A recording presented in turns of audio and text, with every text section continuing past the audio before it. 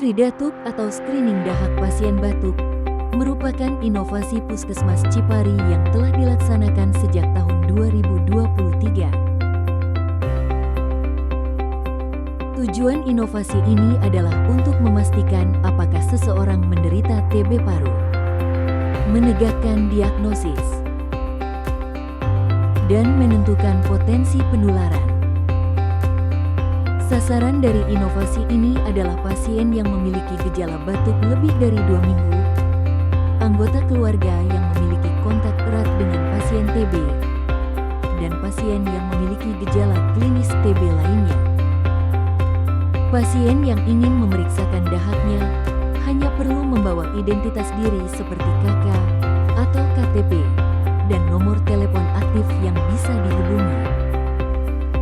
Stigma negatif dan sensitif terhadap penderita TB paru bisa diminimalisir karena hasil pemeriksaan dahak diinformasikan langsung kepada pasien dan pengambilan sampel dilakukan dengan metode jemput bola saat kunjungan rumah. Sridatuk dapat menjaring lebih banyak penemuan kasus baru karena pasien yang tidak memiliki gejala khusus pun bisa ikut memeriksakan diri. Penyuluhan kader menjadi salah satu agenda dari kegiatan Sridatuk.